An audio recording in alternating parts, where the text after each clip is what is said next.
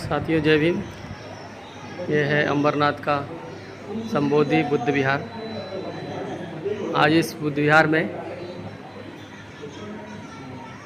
कार्यक्रम का आयोजन किया गया है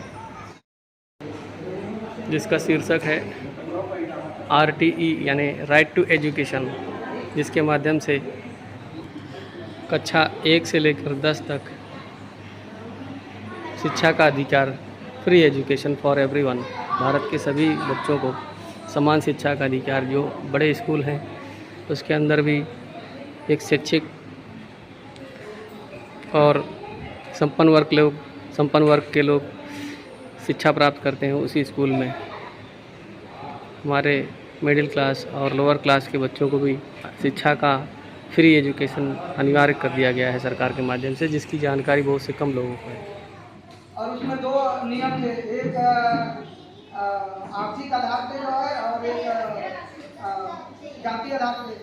तो जाति में जो है, जैसे कि महाराष्ट्र में हम लोग उत्तर प्रदेश से आए तो हम लोग को यहाँ सर्टिफिकेट जाति का मिलता नहीं, जो है वो एक्सेप्ट होता नहीं। और गांव का जो है, जो सेंट्रल गवर्नमेंट का जो सर्टिफिकेट है वो भी यहाँ से नहीं लेते, जो है क्योंकि सुविधा इनको देना पड़ता है, यानी एक्स्ट्रा सुविधा स्टेट के हिसाब से, तो वो देते नहीं जो है। तो उसमें जो है हम लोगों ने आर्थिक आधार पे जो है 80,000 के इनकम में इनका जो है एडमिशन का जो है कराया है। तो उसमें जो है हमने 7 बच्चों का जो है जबकि लिया फॉर्म जो ऑनलाइन किया। 2 बच्चों का किसी कारण से जो है पहली बार जो है ऑनलाइन होने के बाद में दोबारा जो है वो कैंसिल हो गया, और दोबारा में जो है सिर्फ 5 जन जो है उपलब्ध थे, उन्होंने दोबारा 5 किए। और वो 5 करने के बाद में उसमें से 3 लोगों का जो है नाम लिस्ट में आया, और तीनों जो है बच्चे उसमें जो है सिलेक्ट हुए। अभी वो रेगुलर जो है स्कूल में जा रहे हैं और उनके माता पिता और बच्चे यहाँ पे मौजूद हैं। मैं चाहूँगा जो है कि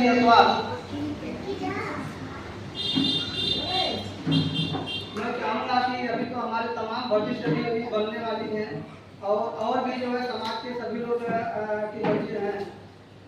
कारण क्या है, हमारे लोग जो है रोजी रोटी में व्यस्त होने के कारण कुछ बातें हम लोग समाज में भी बताई जाती है, तो कुछ लोग ध्यान देते हैं, जाते हैं। कुछ लोग जो है उसको एक आंख से सुनते हैं, बताया जाता है बार बार, एक आंख से सुनते हैं, एक आंख से निकाल देते हैं। लेकिन जो लोगों ने बराबर हर एक बात को ध्यान दिया है या समाज से फायदा लेने की ख्वाहिश रखी है, जरूर उनको समाज में जाने के बाद में लोगों को समाज का फायदा मिला है।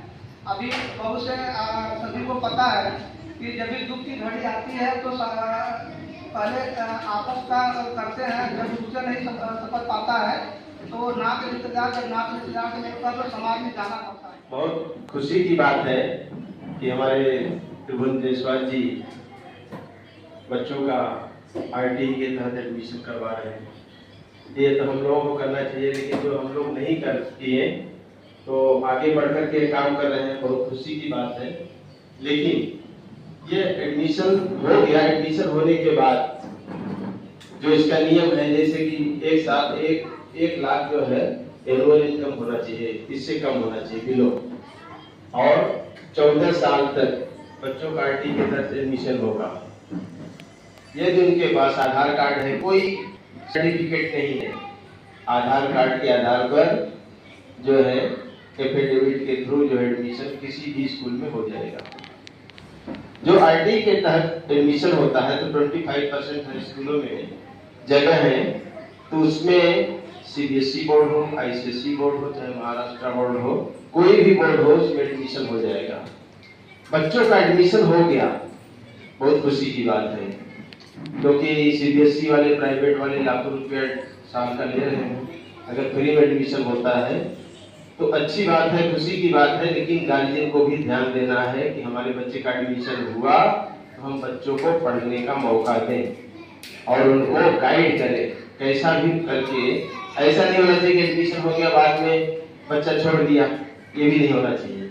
विशेष करके माताएं बहनें जो हैं आई हैं, उनको ध्यान देना है, और घर में जो अपशब्द का यूज करते नहीं होना चाहिए। क्योंकि बच्चे हमारे एडमिशन लिए हैं, पढ़ रहे हैं, स्कूल में जा रहे हैं, तो ऐसा बात करें कि वो जाकर के अच्छी बातें स्कूल में काम करता है, उसका बच्चा गवर्नमेंट बनता है।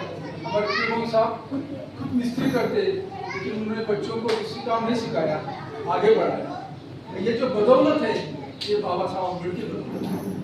बाबा साहब अम्बेडकर ने संविधान में तरतूब की थी, शिक्षण हक कायदा की, कि हमारे देश में ऐसे बहुत बच्चे हैं जो शिक्षण बिना घूमते घूमते उनको संस्कार नहीं मिलते, तो पढ़े लिखे। इसके लिए उन्होंने कायदा बनाने को कहा और उसमें लिखा कि पूरे भारत में 6 साल से 14 साल तक के बच्चों को पढ़ाई जरूरी है। तो अभी प्रिंसिपल जयसवाल साहब ने बोला था इसमें कास्ट सर्टिफिकेट की जरूरत नहीं। सही बात है, कास्ट सर्टिफिकेट की जरूरत नहीं है, क्योंकि उस कायदे में ऐसा है कि जिस बच्चे को तुम एडमिशन दोगे जो 25% में, उसमें जात पात कुछ भी दिखा नहीं जाएगा। सर जी ये तो बोलूं, मैं आरटी के बारे में ज्यादा नहीं बात करूंगा, क्योंकि आरटी का एक नेट पे क्लिक किया आरटीई तो पूरा डिटेल आ जाता है, उसका रूल क्या है, रेगुलेशन है, सबको पढ़ने को मिल जाएगा। कोई बड़ी बात नहीं है, वो किसी को भी मिल सकती है।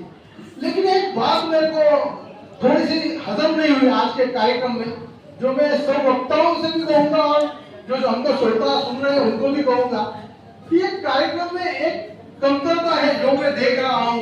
वो जो कमतरता है मैं सबको बोल करके बताऊंगा, क्योंकि देखो बाबा साहब ने वो किया था, सब लोग का कहना जाता है बाबा साहब ने ऐसा किया था, बाबा साहब ने वैसा नहीं। मैं बोल रहा हूँ हम क्या कर रहे हैं, आप मेरे इस सवाल का जवाब दो, इसमें ही सब चीज फंसी हुई।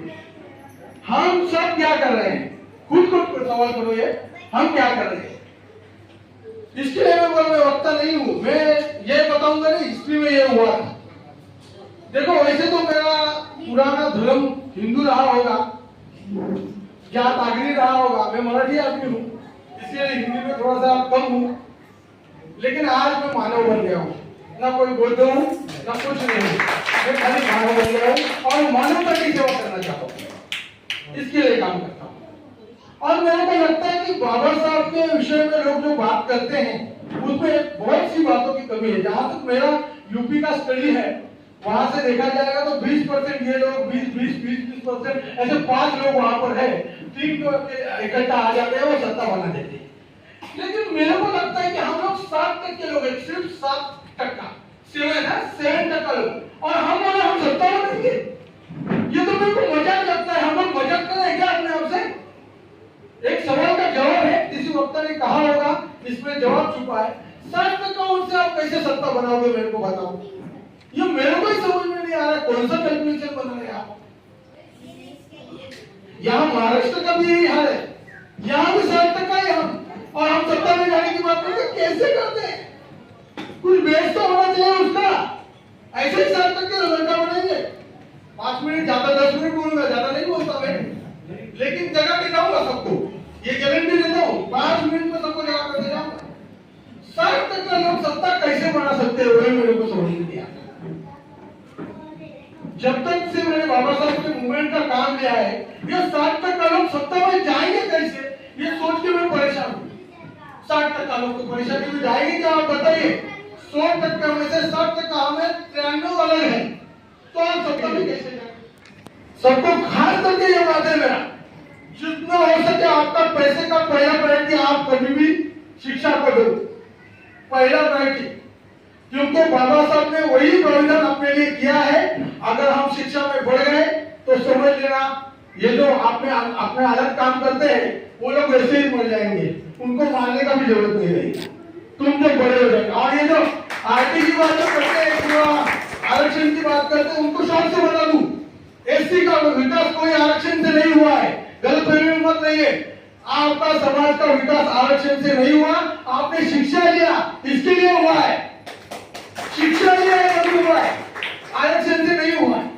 गलतफहमी लोगों का क्या आरक्षण से विकास हुआ है। अभी मैं बताऊं, जो अभी हाईकोर्ट का सुप्रीम कोर्ट का जजमेंट आया उसके बारे में लोगों का ये ख्याल है कि वो वर्गवारी कर रहे हैं, वो क्या है उनका, आप नहीं उनको काट सकते। उनका कहना क्या है मालूम है, उनका कहना वो है कि गरीब तबके को दिया जाए, एससी के गरीब तबकों को वो दिया जाएगा, तो आप कैसे काटेंगे उसको। देखा जाएगा तो प्रैक्टिकली बराबर ही है, आप बोलेंगे कोई गलत नहीं उसमें, उनका कहना क्या है वो सुनो, बंटवारी करें, लेकिन उसमें गलत क्या है मालूम है आपको?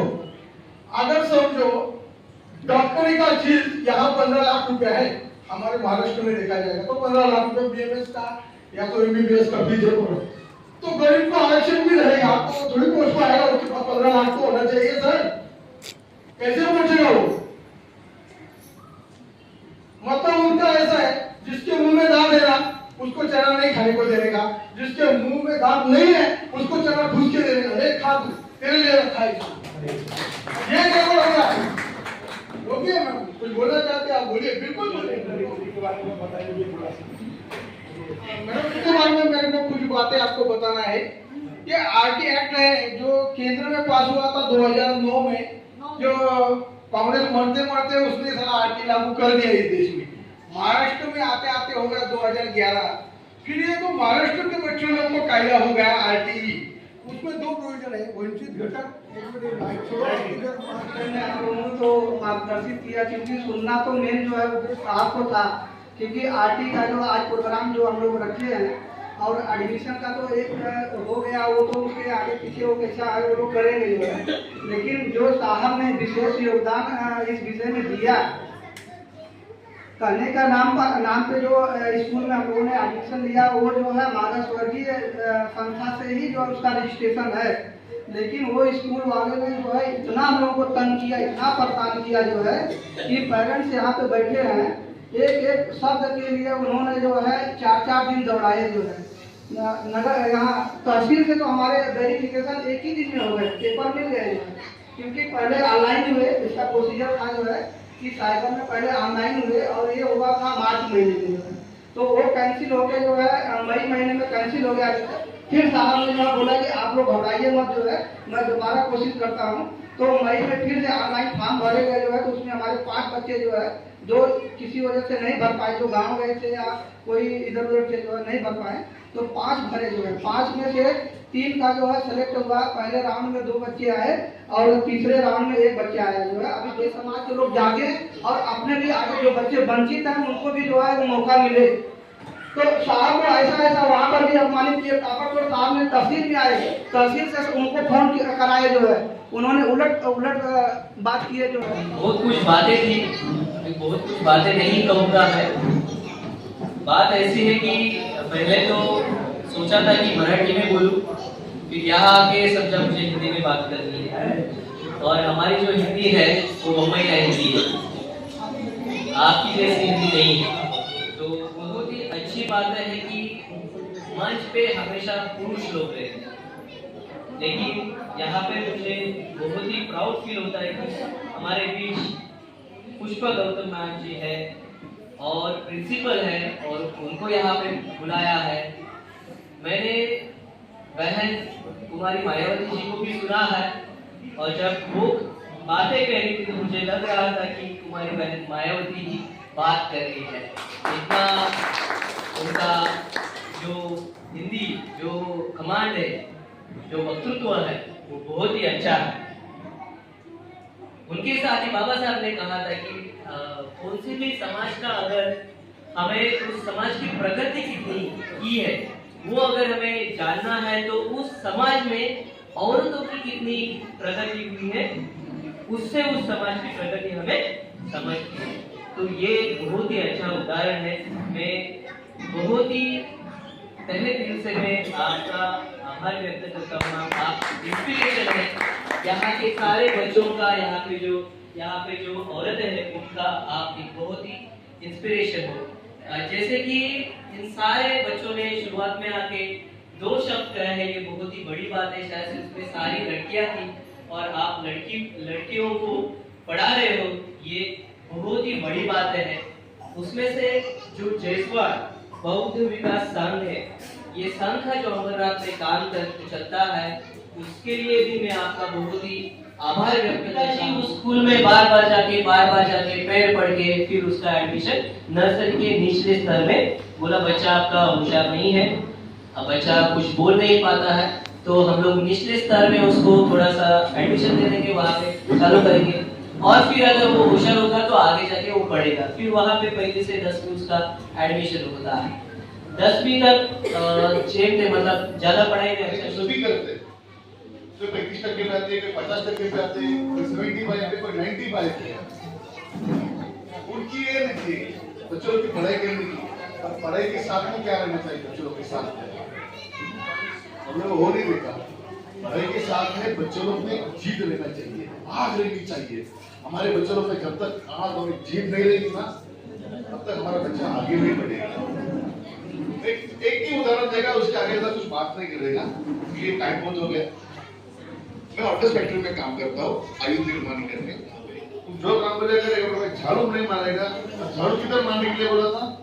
बाथरूम में, टॉयलेट बाथरूम में, वहां पे झाड़ू मारने के लिए, पोछा मारने के लिए बोला, ये काम नहीं करेगा मैं।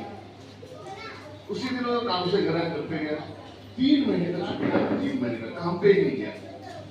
बीमार है, बीमार है, बीमार है, बीमार है, बीमार है। 3 महीने के बाद उसको 3 कॉल लेटर आया। एक आदिवासी मंडल का अधिकारी, क्लास 1 ऑफिसर, दूसरा ASI, उसका भी क्लास 1 ऑफिसर, और एक अपना जो शासन है महाराष्ट्र शासन का, वहां पर भी क्लास 1 ऑफिसर। 3 जगह को उसको कॉल लेटर आया। उसमें वो एक दो बार मुझे पूछा भी गई थी कि कौन सा रूम लगा, कौन सा इसमें चॉइस करूं। मतलब एक एम में मिल जाएगा तो थोड़ा कुछ इनकम हो जाएगा, बाकी दूसरा डिपार्टमेंट जाएगा तो तेरे आदिवासी में जाएगा, मंडल में जाएगा, वहाँ पे क्लास 1 अधिकार रहेगा मंत्रालय में, वहाँ पे तुम्हारा इनकम ऑफ सोर्स रहेगा और तुमको एक समाज के लिए कुछ काम करने का ही मिलेगा। वही सिलसिले में वो लड़के ने ऐसा में ज्वाइन किया, 1 साल से आ रहा था, अच्छा खासा चल रहा था। पिछले हफ्ते की न्यूज आई, वो ऊपर जिला अधिकारी बना, उसने पढ़ाई नहीं छोड़ी। ऐसा क्लास 1 अधिकारी बनने के बाद उसने पढ़ाई नहीं छोड़ी। वो अभी नागरिक है, अभी फोटो नहीं कर सकता आपको जाते जाते, वो भारत गंगा में उसको तभी 2 साल पहले गंगा नाम से बुलाने के, अभी हमारे जीएम खुद भी उसको बहुत सारे कंप्यूटर रहते हैं, कंप्यूटर और मैं लोग अनुग्रह स्कूल में गई थी, तो अनुग्रह स्कूल में हम लोग को कुछ सिखाते भी चले थे, और जब ये लोग स्कूल में मुझे कंप्यूटर भी आया है, और मैं लोग स्कूल को बहुत धन्यवाद करना चाहती हूँ। मैं 9वीं में आती थी, हिंदी हाई स्कूल में पढ़ती हूँ, मेरा इस बार 10th है। मेरा बड़ा होकर सपना है कि मैं वकील बनूं, लॉयर बनूं के रूप में कार्यरत। ये जो RT जो है, राइट टू एजुकेशन, शिक्षा का अधिकार, ये कोई हमारे लिए नई बात नहीं है। ये शिक्षा का अधिकार हमें संविधान से मिला है, संविधान में लिखा हुआ है 6 साल से 14 साल के बच्चों को राज्य सरकार की जवाबदारी है उनको अनिवार्य शिक्षा प्रदान की जाए, मुफ्त प्रदान की जाए। इसलिए 2009 से ये RT का जो सेक्शन है वो सख्ती से लागू किया गया। हर स्कूलों में 25% जो है आपको रिजर्वेशन दिया जाएगा गरीब तबकों के लिए, और जो पिछड़े लोग हैं, समाज से पिछड़े लोग हैं, और भी लोग क्षेत्र से पिछड़े हैं और आर्थिक स्थिति से पिछड़े हैं, उनके लिए 25% का आरक्षण सरकार ने सख्ती से लागू किया है। इसलिए हमें ये 25% का आरक्षण को मिल रहा है, और ये 25% का आरक्षण अगर जिसको मिल गया तब तो बहुत अच्छी बात है, अपना एडमिशन करा लिया है। मगर एडमिशन होने के बाद भी आगे बहुत ही लंबी दूरी तय करना है। खाली एडमिशन मिल गया, हम खुश हो गए और यहाँ पे हम पार्टियों से कुछ भी नहीं होने वाला है। ये जरूरी नहीं है कि मेरा एडमिशन बहुत है। पत्थर पानी तथागत गौतम बुद्ध को नमन करते हुए, सभी बहुजन महापुरुषों को वंदित करते हुए, इस सदी के महानायक, बहुजन नायक माननीय कांशीराम साहब को नमन करते हुए, करोड़ों करोड़ों महिलाओं की प्रेरणा स्रोत पुस्तक खोली, अक्षर जम के पुस्तक बोली, बोलो बच्चों क्या सुनाऊं, नन्हे गीतों से मिलवाऊं, या नानी की सुनो कहानियां, सुनकर कहो बड़ी सुहानियां, बिन पंख के ही उड़ जाऊं दूर देश की सैर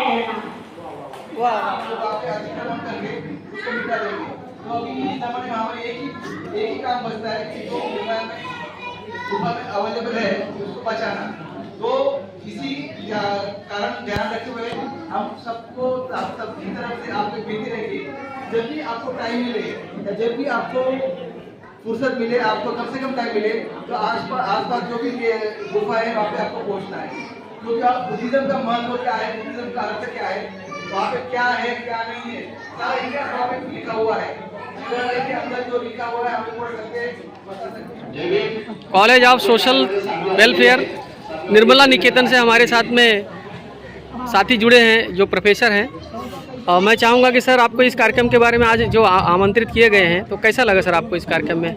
सबसे पहले मैं शुक्रिया अदा करना चाहता हूँ जो जयस्वार बौद्ध विकास संघ जो है अंबरनाथ का, वो और उसके सारे कार्यकर्ते और त्रिभुवन दास जी, त्रिभुवन जयस्वार सर है, उनका बहुत ही शुक्रिया अदा करना चाहता हूँ कि बहुत ही अच्छा तरह से बच्चों का आरटी में उनका एडमिशन करवा रहे हैं और बच्चों को पढ़ाई के लिए मोटिवेट कर रहे हैं। बहुत ही बड़ी बात है। यही बाबा साहब का जो मिशन है वो आगे बढ़ा रहे, तो मैं उनको धन्यवाद देना चाहता हूँ और आगे उनका काम ऐसे ही चले उसकी शुभेच्छा देना चाहता हूँ। हमारे साथ में राजेंद्र जयसवार जी हैं जो प्रिंसिपल हैं घाटकोपर में।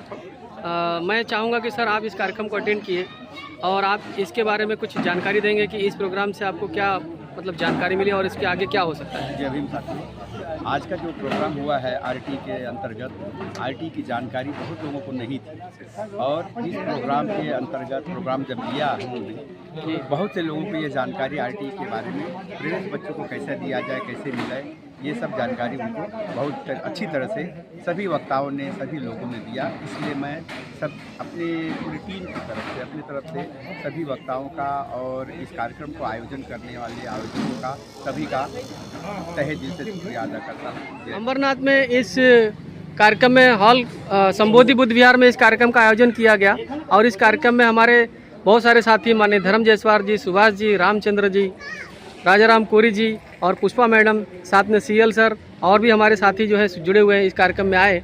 तो मैं सबसे पहले जानना चाहूँगा मैडम कि आप जो है इस कार्यक्रम में शामिल हुए और इस कार्यक्रम के माध्यम से जो जानकारी दी गई उसके बारे में कुछ कहना चाहेंगे कि कैसा लगा आपको कार्यक्रम और इस कार्यक्रम की जानकारी विशेष? जी, बहुत अच्छा लगा क्योंकि आरटी के तहत जो एडमिशन हो रहे हैं, बहुत लोगों को जानकारी नहीं है इस बारे में, तो ये जागरूकता के लिए जो कार्यक्रम रखा गया बहुत बढ़िया है। त्रिभुवन बौद्ध जी के लिए बहुत बहुत धन्यवाद, बहुत सारी शुभकामनाएं उन्होंने इसमें ये प्रयास कर रहे हैं और सफलता ले रहे हैं। जी बहुत बहुत धन्यवाद मैडम। साथ में और भी साथी हैं, आपका नाम सर?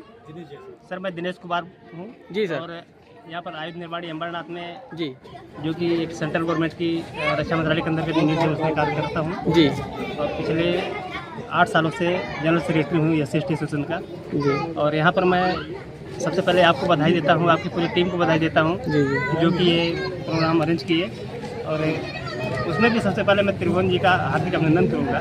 जो RTE की जो जानकारी है आम जनता को हो, उसके लिए ये प्रोग्राम ऑर्गेनाइज किया, इसके लिए बहुत बहुत उनका मैं आभार प्रकट करता हूँ, अभिनंदन करता हूँ। महोदय, ये जो प्रोग्राम है RTE, ये बहुत ही उद्देश्यपूर्ण और बहुत ही महत्वपूर्ण है। इसकी जानकारी सभी को होना चाहिए, खासकर जो गरीब और समाज के पिछड़े वर्ग के लोग हैं उनको, जिनके बच्चों का शिक्षा नहीं हो पाती। जी जी, उसके लिए ये कानून जो right to education amendment act 2002 आया, जो सभी बच्चों को शिक्षा का अधिकार देता है, इसके लिए यहाँ पर जानकारी दी गई। इसके लिए मैं आपका और आप पूरी टीम को धन्यवाद देता हूँ। साथियों, हमारे साथ में ये परिवार जुड़ा हुआ है, इनके साथ में पेरेंट्स हैं, बच्चे हैं और ये जानकारी आपको उपलब्ध कराई जा रही है। सर बताएंगे आपका नाम क्या है? मेरा नाम जोगिंदर जयसवार है। जी जोगिंदर जी, ये आपकी लड़की है जी। दूसरा जी, आरटी में नंबर लगा है, साहब ने सारी मदद की है और मैडम आप जानकारी दीजिए, आपका नाम क्या है? सितारा जयसवार जी। ये आपके बेटे हैं और इनको जो है एडमिशन दिलाया है त्रिभुवन जी ने, तो कैसा फील हो रहा है, कैसा महसूस हो रहा है मैडम आपको? जी जी। आपका नाम सर? मेरा नाम दिनेश जायसवाल है जी। सबको मिलेगा, सबको मिलेगा। बच्चे का एडमिशन हुआ मैं जी जी, बहुत बहुत धन्यवाद।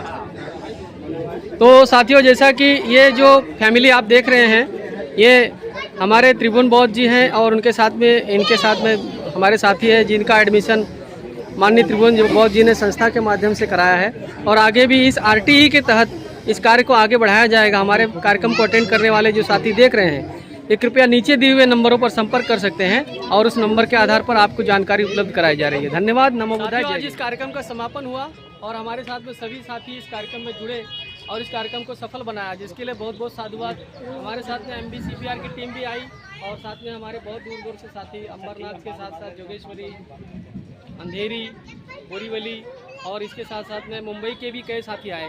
बहुत बहुत धन्यवाद सर और बहुत बहुत साधुवाद इस कार्यक्रम को अटेंड करने के लिए। धन्यवाद। नमो बुद्धाय। जय भीम।